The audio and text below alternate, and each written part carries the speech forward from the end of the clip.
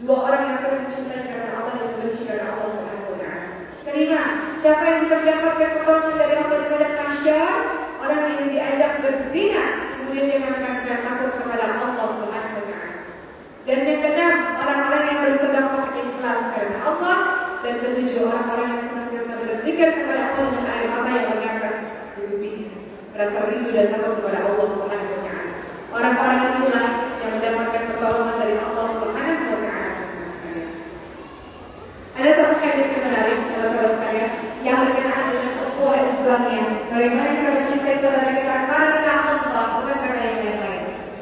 Dalam sebuah hadis diceritakan, ada seseorang yang mengunjungi sahabatnya di sebuah desa yang jauh. Di tengah perjalanan Allah mengutus malaikat, dan malaikat ini menjelma sebagai manusia, dan malaikat ini bertanya, "Kau mau kemana?" Lalu orang tersebut menjawab, "Saya mau mengunjungi saudara saya di desa seberang." Lalu malaikat bertanya, "Apakah engkau mengunjungi saudaramu karena engkau ingin mendapatkan keuntungan daripadanya? Ada kepentingan-kepentingan jadi engkau mau ke sana?" Kemudian sang pemuda itu pun mengatakan, "Tidak, aku mengunjunginya karena aku mencintainya karena Allah Subhanahu wa taala. Dia orang saleh, aku mau berdekatan dengannya." Malaikat pun berkata, "Sungguh utusan Allah yang diutus padamu ini memberi kabar untukmu bahwa Allah mencintaimu sebagaimana engkau mencintai saudaramu karenanya." Sebelum kita melanjutkan lagi teman-teman sekalian mengenai keutamaan-keutamaan orang-orang yang menjaga persaudaraan, di sini ada panitia-panitia yang bersiap untuk mengeluarkan kotak infak untuk ibu-ibu dan bapak-bapak sekalian, di mana infak ini kita berikan untuk para anak-anak yatim duafa yang menghafalkan Al-Quran. Khususnya infak ini akan diserahkan untuk perluasan lahan dan pembangunan pesantren tahfidz Maskan Al-Qur'an. Ini bagian dari ukhuwah Islamiyah. Anak-anak miskin yatim duafa yang mau belajar gak punya duit, kita bisa untuk memfasilitasi mereka. Kita yang punya harta mungkin belum bisa, untuk seluruh hidup kita serahkan untuk menjadi seorang penghafal Quran. Makanya dibutuhkannya sinergi ukhuwah Islamiyah, saling tolong menolong. Wa ta'awanu 'alal birri wat taqwa wa la ta'awanu 'alal itsmi wal 'udwan. Tolong menolong dalam kebaikan dan takwa, bukan tolong menolong dalam dosa dan permusuhan. Maka infak yang diberikan menjelang berbuka puasa ini insyaallah adalah bagian dari kita menjaga persaudaraan kita karena Allah Subhanahu wa taala. Karena kita tidak pernah bisa berdiri sendiri teman-teman sekalian. Kita memerlukan sinergi untuk kita bisa berjalan bersama-sama. Berikutnya, orang-orang yang sering atau senantiasa menjaga persaudaraan karena Allah. Yang ketiga keutamaannya adalah mereka adalah ahli syurga di akhirat kelak. Kata Rasulullah dalam hadis riwayat Tirmidzi, barang siapa yang mengunjungi orang yang sakit atau mengunjungi saudaranya karena Allah, maka malaikat pun berseru, "Berbahagialah kamu, berbahagialah dengan perjalananmu. Kamu telah mendapatkan salah satu tempat di syurga Allah Subhanahu wa taala." Yang keempat, mereka yang bersaudara, yang saling menjaga rukun, yang saling menjaga agar tidak berpecah satu sama lain. Masya Allah. Ya, di mana dalam persaudaraan ukhuwah Islamiyah itu ada yang namanya ta'aruf, saling mengenal, ta'awun, saling tolong menolong, tafahum, saling memahami, saling menanggung beban, kita saling mendahului orang lain, teman-teman kita di luar dari perkara-perkara ibadah. Itu kalau kita merasa kita mau menjaga persaudaraan kita karena Allah Subhanahu wa taala, teman-teman sekalian. Yang keempat, apa keutamaan orang-orang yang senantiasa menjaga persaudaraannya? Bersaudara karena Allah adalah sebuah amal yang mulia dan mendekatkan diri kepada Allah Subhanahu wa taala. Rasul pernah ditanya oleh para sahabat-sahabatnya, "Iman apa yang paling tinggi?" Maka Rasul menjawab, "Hendaklah kamu mencintai dan membenci karena Allah Subhanahu wa taala." Setelah itu apa lagi ya Rasul? Apalagi iman yang paling tinggi itu? Rasul menjawab, "Hendaklah kamu mencintai orang lain sebagaimana kamu mencintai dirimu sendiri, dan hendaklah kamu membenci bagi orang lain sebagaimana kamu benci bagi dirimu sendiri."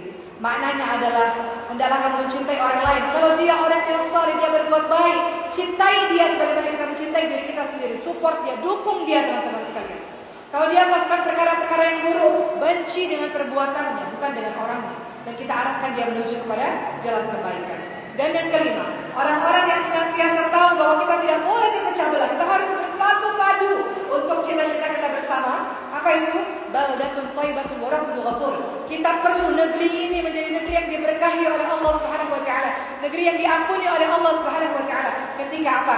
Ketika seluruh rakyat Indonesia ini semuanya adalah orang-orang yang cinta Quran, dan kita jaga ukhuwah kita ini untuk kita saling tolong menolong, tarik menarik agar yang belum mendapatkan hidayah Allah, agar yang masih jauh daripada Allah kita tarik untuk sama-sama kita menuju kepada Allah Subhanahu wa taala. Ukhuwah Islamiyah.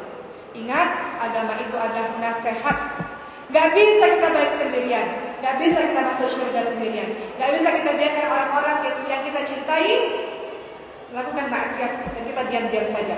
Ada yang mengatakan itu sih urusan dia, dosa dia yang tanggung, urusan saya tidak mau campur masalah orang lain. Namun Islam tidak begitu. Bayangkan kita naik dalam sebuah perahu tingkat atau speedboat yang tingkat, lalu orang di bagian bawah, aduh saya haus. Orang di atas tidak peduli, tidak ada peduli, oh dia urusan dia, kita tidak peduli kepada dia. Akhirnya orang yang berada di bagian bawah mengatakan saya haus, tapi tidak ada orang yang peduli pada saya. Ya sudah, saya lubangi saja perahu ini supaya saya bisa minum. Ketika orang itu melubangi perahu dan yang lainnya mengatakan biarin saja, itu kan urusan dia. Kira-kira ketika air masuk, yang tenggelam siapa? Semuanya ibu-ibu sekalian, betul? Begitu pula di satu negeri, ketika ada orang-orang saleh, namun orang-orang saleh ini diam. Ketika maksiat merajalela, orang-orang saleh ini merasa urusan dia, urusan saya, tidak ada urusan dengan dia. Tidak bisa. Orang Islam itu saling peduli dengan Muslim lainnya, teman-teman sekalian. Innamal mu'minuna ikhwah. Sesungguhnya setiap mukmin bersaudara. Makanya dalam surah Al-Asr dikatakan a'udzubillahi minasyaitonir rajim. Baca sama-sama Bu. Wal 'asr. Innal insana lafi khusr.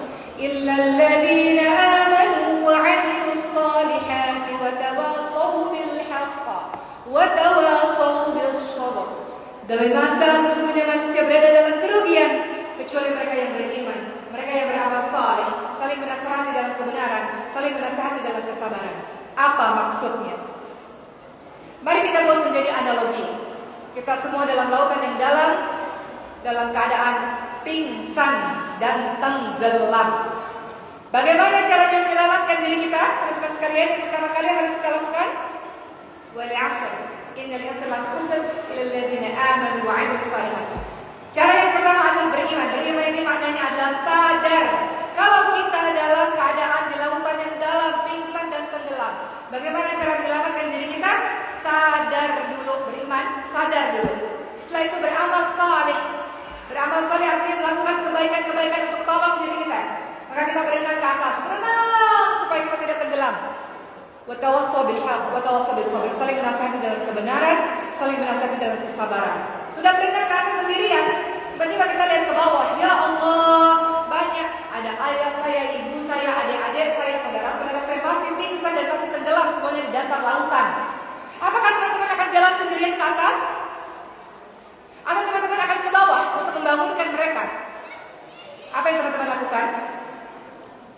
Siapa yang mengatakan saya akan berenang saja sendirian ke atas? Coba, siapa yang mengatakan demikian? Siapa yang mengatakan saya mau ke bawah, saya berenang ke bawah dan saya bangunkan saudara-saudara saya? Coba tunjuk tangan Bu. Ada? Masya Allah. Artinya apa? Kita peduli, kita sayang, kita cinta pada saudara-saudara kita. Kita nggak mau saudara-saudara kita tenggelam dalam keadaan tidak sadar. Maka kita turun ke bawah, kita katakan, wahai saudara-saudaraku, bangun, sadar. Wa tawassaw bil haqq. Saling menasihati dalam kebenaran. Bangun. Kalau kau tidak sadar seperti ini, kau akan berada dalam bahaya. Akhirnya beberapa orang sadar. Setelah mendengarkan kalimat-kalimat kita ajak bersama-sama, berenang bersama-sama ke atas. Tapi di tengah perjalanan ada saudara-saudara kita yang mengatakan, saya capek. Jalan menuju ke atas itu capek. Dia kan saya tenggelam saja, itu urusan saya. Wa tawassaw bis sabr. Nasihatilah dalam kesabaran. Sabar saudaraku. Kita bisa selamat kalau kita sama-sama. Kita bisa sama-sama ke atas asal kita bergandengan tangan. Kita kuat kalau kita sama-sama. Kita akan saling menguatkan kalau ada salah satu di antara kita yang lemah, kalau ada salah satu di antara kita yang memilih menyerah, kalau ada salah satu di antara kita yang berenang ke tempat lain, yang kemana-mana akhirnya dia ke bawah lagi. Ayo sama-sama kita bisa. Wa tawassaw bis sabr. Sabar teman-temanku, sabar saudara-saudaraku. Jalan menuju kepada ke atas memang susah, tapi kita bisa kalau kita sama-sama. Itulah yang dimaksud ukhuwah Islamiyah teman-teman sekalian. Itu maksudnya. Gak bisa kita selamat sendirian, gak bisa kita soleh sendirian. Kita mau ajak saudara-saudara kita karena apa? Karena kita cinta pada umatnya Rasulullah ini. Karena kita punya kecintaan yang sama, kita semua bersaudara teman-teman sekalian. Maka Masya Allah, orang-orang yang paham dengan ini, dia tahu bahwa dia punya tugas untuk senantiasa menjaga persaudaraan ini karena Allah Subhanahu wa Ta'ala. Teman-teman yang dirahmati oleh Allah Subhanahu wa Ta'ala, Rasul ingatkan, seorang muslim adalah saudara bagi muslim lainnya. Dia tidak boleh menzoliminya, tidak boleh merendahkannya, dan tidak boleh meremehkannya. Takwa itu ada di sini, kata Rasul, menunjuk dadanya 3 kali. Cukuplah seseorang dikatakan buruk apabila dia meremehkan saudara-saudaranya sesama muslim. Seorang muslim terhadap muslim lainnya haram darahnya, haram kehormatannya engkau ganggu, dan haram hartanya engkau ambil atau engkau ganggu. Hadis riwayat Muslim. Rasul ingatkan pada kita, engkau kan orang-orang bertakwa. Orang-orang bertakwa bukan hanya sibuk dengan hablum minallah, tapi juga kau pastikan orang-orang bertakwa adalah saudara-saudaramu selamat dari gangguan lisan dan dari gangguan tanganmu. Zaman sekarang, adakah muslim yang terpecah belah, ibu-ibu sekalian, bapak-bapak sekalian? Banyak. Dan kita nggak mau itu terjadi kepada negara kita yang mayoritas muslim, teman-teman sekalian. Nggak mau. Karena berakibat tidak baik, tidak baik. Kita bisa kalau kita bersama-sama dan kita akan kuat insya Allah. Rasul ingatkan untuk kita semua, janganlah kalian saling membenci. La tabaghadu, jangan kalian saling membenci. Wala tahasadu, jangan saling mendengki.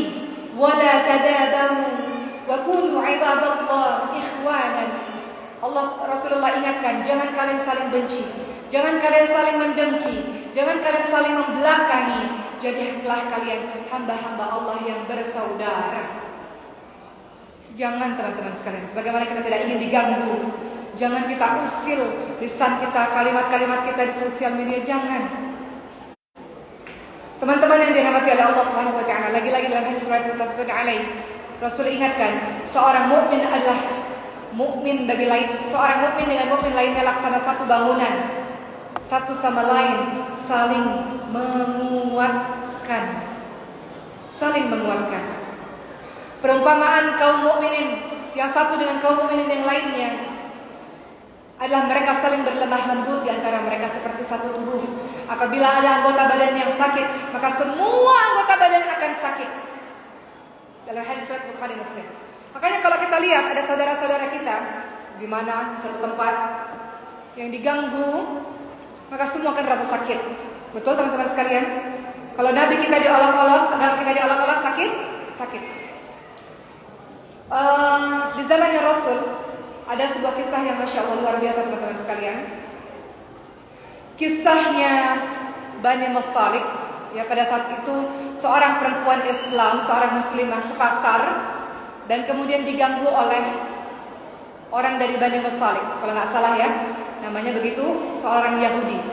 Diganggu, dibuka-buka auratnya itu, baju yang menutup auratnya dibuka-buka, ya, diganggu kehormatannya. Roknya itu ditarik-tarik, dibuka-buka. Maka ketika ada seorang muslim, pemuda muslim melihat itu, pemuda muslim ini marah. Karena saudara sesama Islam saya ini diganggu kehormatannya dan saya tidak bisa biarkan muslimah ini ya yang menjaga kehormatan dan Allah jaga kehormatan itu diganggu. Maka akhirnya sang pemuda Islam ini membela, bertengkar untuk membela kehormatan sang wanita muslim ini. Yang singkat cerita, terjadi peperangan antara awak Islam dengan orang Yahudi Bani Mustalik karena mempertahankan kehormatan seorang wanita. Lihat bagaimana Islam ini Masya Allah menghargai wanitanya dan juga solid, kuat, saling tolong menolong satu sama lain. Dari Abu Hurairah radhiyallahu anhu, Rasulullah sallallahu alaihi wasallam bersabda, hak seorang muslim pada muslim lainnya ada 6. Yang pertama, apabila engkau bertemu, maka ucapkanlah salam. Biasakan ucapkan salam. Kadang-kadang kalau kita keluar negeri Bapak dan Ibu, Allah beri kesempatan pergi ke satu negara minoritas Islam. Tiba-tiba saya lihat ada saudara berkerudung dan kami saling menyapa, Assalamualaikum Waalaikumsalam warahmatullahi wabarakatuh. Dan tiba-tiba kami merasa dekat. Apa yang membuat kami dekat? Karena kecintaan yang sama kepada Allah Subhanahu wa taala. Kedua, hak seorang muslim atas muslim lainnya. Apabila engkau diundang, maka penuhilah undangannya. Ketiga, apabila engkau dimintai nasihat, maka berikan nasihat kepadanya. Keempat, apabila dia bersin mengucapkan alhamdulillah, maka doakan dia dengan mengucapkan yarhamukallah. Apabila dia sakit, jenguk dia. Apabila dia meninggal dunia, iringi jenazahnya. Teman-teman yang dirahmati oleh Allah Subhanahu wa taala. Masya Allah, teman-teman semua. Ada satu kisah di mana Rasulullah SAW pada saat beliau sedang duduk dan ada satu jenazah lewat di hadapan beliau, beliau berdiri dan para orang-orang di sekitar mengatakan, oh dia orang buruk, dia orang jahat, dia zalim, dia merampas hak-haknya manusia, dia penuh maksiat, dia ahli dosa. Kata Rasulullah, wajib. Jenazah kedua lewat, ya Allah, si fulan ini baik, suka sedekah, suka pergi ke masjid, menghafal Quran ya Rabb, orang yang santun, yang orang-orang mencintai dia. Kata Rasul, wajib. Para sahabat tanya, apa maksudnya wajib itu ya Rasul? Kata Rasul, orang-orang yang berkomentar ini ketika kau meninggal dunia ini, mereka adalah saksi-saksi Allah di muka bumi. Ketika kau meninggal dunia dan banyak orang yang bercerita tentang keburukan-keburukan darimu, seolah-olah tidak ada kebaikanmu, maka wajib bagimu menuju ke neraka Allah Subhanahu wa taala. Karena terlalu banyak maksiat yang kau lakukan, kejahatan yang kau lakukan, maka orang-orang ini datang dan mengatakan kau buruk, jenazah ini buruk, dia banyak melakukan kejahatan, kezaliman, curang dan sebagainya. Tapi kalau kita berbuat baik, ingat, kebaikan itu mendatangkan bekas-bekas di hati-hati setiap orang, betul Ibu sekalian? Dan mereka itu akan bersaksi, dia itu orang baik. Dan mudah-mudahan dengan kalimat-kalimat itulah yang menghantarkan kita menuju ke syurga Allah Subhanahu wa taala. Maka ukhuwah Islam yang di dalamnya ada saling tolong menolong, teman-teman sekalian, bukan untuk siapa-siapa. Kita tolong orang lain, kita sejatinya sedang tolong diri kita sendiri. Karena faman ya'mal mithqala dzarratin khairan yarah. In ahsantum ahsantum li anfusikum wa in asatum falaha. Kebaikan yang kau lakukan sebiji zarah Allah balas. Semua kebaikan yang kau lakukan akan kembali kepada dirimu. Kejahatan yang kau lakukan pun akan kembali kepada dirimu, teman-teman sekalian. Oleh karena itu, pada hari ini saya mengajak teman-teman sekalian untuk kita senantiasa menjaga persaudaraan kita karena Allah Subhanahu wa taala. Kita tidak terpecah belah, apalagi dengan orang-orang yang suka mengadu domba, tidak. Kita tidak mau. Hati-hati teman-teman sekalian, di zamannya Rasul ada orang munafik. Namanya Abdullah bin Ubay bin Salul. Kerjaan orang munafik ini adalah memprovokasi supaya umat Islam tercerai-berai. Apa yang dilakukan Abdullah bin Ubay bin Salul pada saat perang Uhud terjadi pada tahun 3 Hijriah. Pada saat itu umat Islam ada 1000 pasukan untuk melawan orang-orang kafir Quraisy di Bukit Uhud. Namun sang munafik ini menebarkan provokasi, jangan ikut perang, buat apa? Akhirnya 300 orang mendengarkan kalimat tersebut, akhirnya tidak lagi ikut perang. Hanya 700 orang saja yang membela agama Allah Subhanahu wa taala. Kisah provokasi ini juga terjadi sama. Si munafik ini Abdullah bin Ubay bin Salul menyebarkan berita bohong, memberikan fitnah kepada seluruh orang-orang di Madinah bahwa Siti Aisyah radhiyallahu anha berselingkuh dengan sahabat Nabi lainnya. Fitnah yang sangat dahsyat dan hampir-hampir orang Madinah percaya dengan fitnah itu. Sampai Allah turunkan surah An-Nur yang membersihkan nama Siti Aisyah. Jadi sejak zaman dulu sudah ada orang yang mau memecah belah. Orang munafik ini berbahaya. Kalau orang tak beriman jelas dia tak beriman, tapi orang munafik sama beribadah bersama-sama, tapi menusuk dari belakang, duri dalam daging. Dan kita tidak mau ya Rabb persaudaraan ini dipecah belahkan insyaallah. Ya Bu ya, Pak, mudah-mudahan Allah jaga persaudaraan kita, Allah kokohkan, Allah ikatkan persaudaraan kita insyaallah, teman-teman sekalian. Allah ikatkan hati-hati kita senantiasa dalam jalan dakwah ini, dalam jalan kebaikan ini. Kita saling mengingati satu sama lain. Kalau kita buat salah, saling menasihati. Kalau kita berbuat baik, saling dukung, saling support satu sama lain. Bapak dan Ibu yang dirahmati oleh Allah Subhanahu wa taala.